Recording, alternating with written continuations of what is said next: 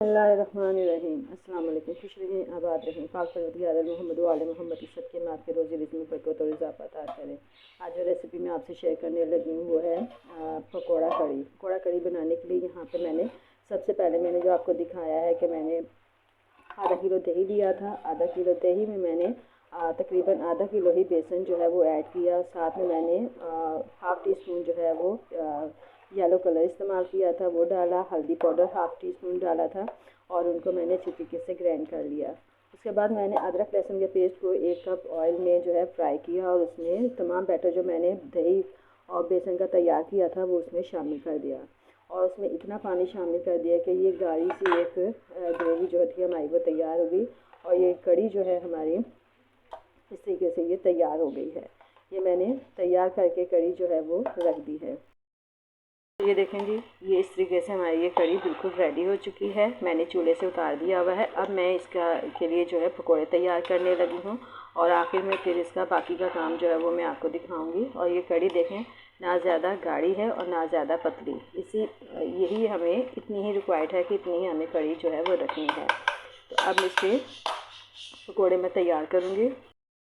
पकौड़ों के लिए यहाँ पे मैंने तकरीबन आधा किलो बेसन लिया है। उसमें मैंने अजवाइन शामिल की है। ये खुश्क मेथी जो है वो मैंने 1 टेबल स्पून शामिल की है। साथ में नमक अपने टेस्ट के मुताबिक, खुश्क धनिया है कुटा हुआ वो डाला है और हाफ़ टेबल स्पून जो है वो मैंने सुर्ख मिर्चों का इस्तेमाल किया है और हल्दी पाउडर और साथ में मैंने थोड़ी सी अजवाइन जो है वो भी शामिल कर ली है। तो ये तमाम चीज़ें जो है अब इनका एक बैटर में तैयार करूँगी। साथ में जो वेजिटेबल हैं वो मैंने आलू, प्याज और हरा धनिया लिया है वो इसमें शामिल करूँगी।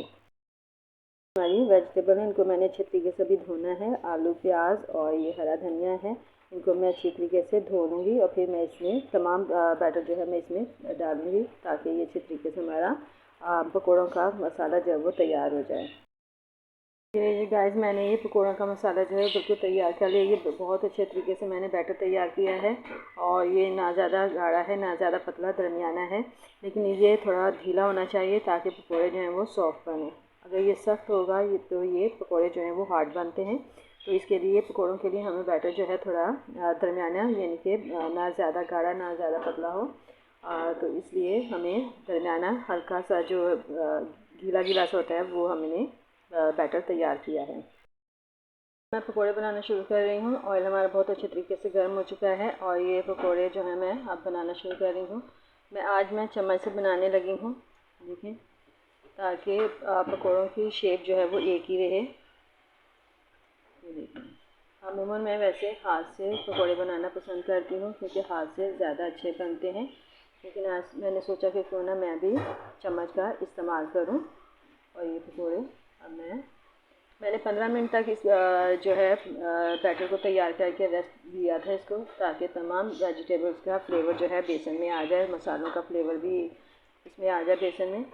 तो 15 मिनट के बाद अब मैं इनके पकोड़े बनाना स्टार्ट कर रही हूँ। अब इन पकोड़ों का एक तरफ से कलर आ जाएगा तो मैं इनका रुख जो है वो चेंज कर दूँगी। पहले मैं तमाम पकोड़े इसमें पैन में शामिल कर दूँगी।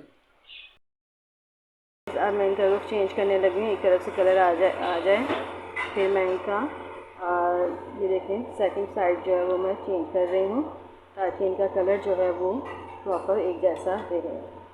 तमाम पकौड़ों को मैं इनकी साइड चेंज कर रही हूँ, देखें। अच्छा, मैं यहाँ पे छुरी का इस्तेमाल कर रही हूँ, आप चाहें तो चम्मच से कर सकते हैं, लेकिन मैं छुरी से इसलिए कर रही हूँ ताकि हर पकौड़ा जो है वो उसका एक साइड जो है वो आराम से एक साथ सबकी रुख चेंज हो जाए। देखिए, इसी तरीके से इसका जो कलर आ जाएगा तो हम इसको तमाम पकौड़ों के एक साथ मिक्स करेंगे ताकि प्रॉपर इनका एक जैसा कलर हो जाए।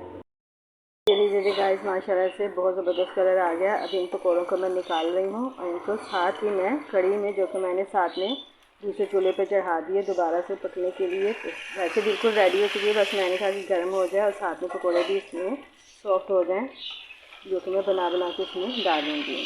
तो ये तमाम पकौड़े अब मैं ऑयल से निकाल के कड़ी में शामिल करती जा रही हूँ। देखिए,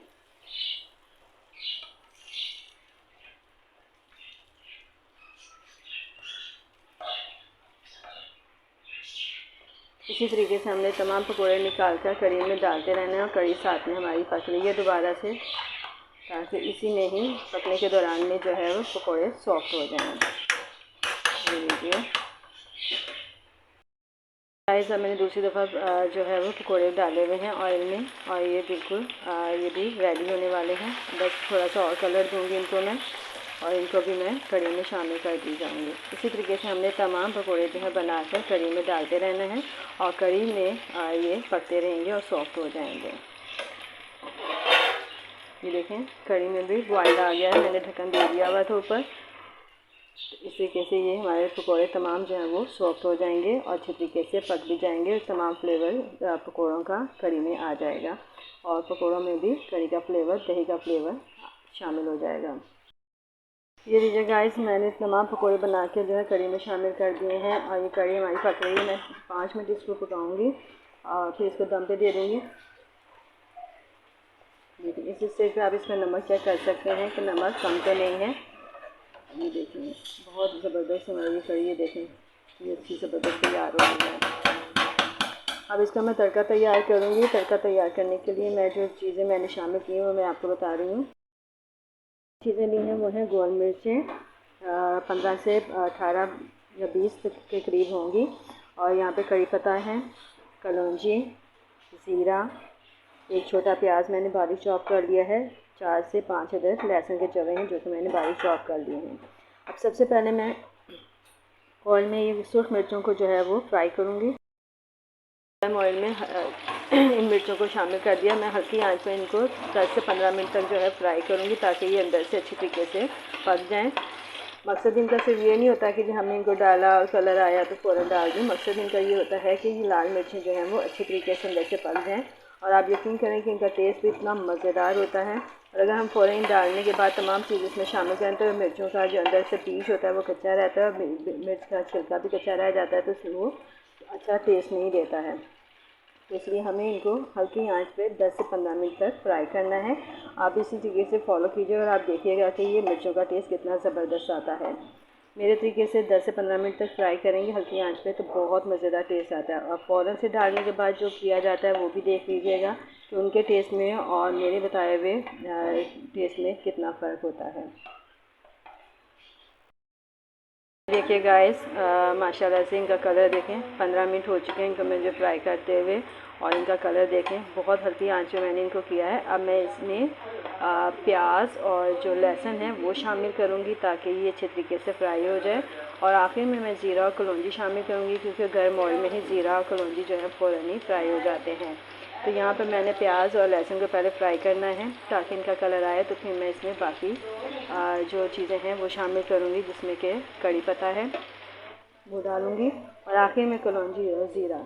तो इसी तरीके से हमें ये इसका तड़का जो है वो रेडी करना है कड़ी का। ये बहुत मज़ेदार कड़ी जो है हमारी तैयार हो रही है, खुशबू बहुत ज़बरदस्त आ रही है, ये देखें। और इत्तेफाक ऐसा हो गया है कि मैंने ये रात को प्लान कर लिया था कि मैं सुबह कड़ी बनाऊँगी और साथ में बारिश का मौसम भी हो गया है और अब हल्की हल्की बारिश भी हो रही है, तो ये कड़ी का मज़ा और ज़्यादा दुबाला हो जाएगा बारिश के मौसम में खाते हुए। देखिए गाइस, जो है हमारा अदरक, लहसुन और प्याज जो है हल्का सा फ्राई हुआ है। साथ में मैंने कड़ी पत्ते भी शामिल कर दिए हैं ताकि ये भी अच्छे तरीके से इसमें फ्राई हो जाए और क्रिस्पी हो जाए। देखिए अच्छा, तड़के के लिए हमें इसका ऑयल जो है वो कड़ी के लिए ज़्यादा इस्तेमाल करना है। ये देखें ऑयल तकरीबन मैंने 1 कप से ऊपर है जो कि मैंने इसमें तड़के के लिए शामिल किया है और ये वही ऑयल है जिसमें मैंने पकोड़े तैयार किए थे।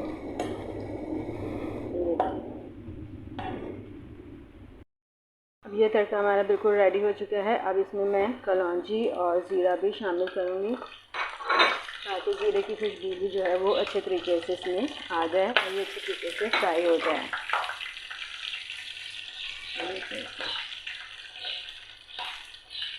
बहुत ज़बरदस्त खुशबू आने लग गई है तड़के की। अब ये तड़का बिल्कुल रेडी हो गया है। बस अब इस वक्त हम इसका चूल्हा जो है वो बंद कर देंगे। तड़का जो है मैं ही कड़ी में शामिल करने लगी हूँ। ये देखिए यकीनन आपको हमारी आज की ये रेसिपी पसंद आई होगी। मेरी रेसिपी पसंद आई तो लाइक करें, शेयर करें, मेरे चैनल को सब्सक्राइब करें और आने वाली वीडियो तक के लिए मुझे इजाज़त दीजिए। खुदा हाफ़िज़।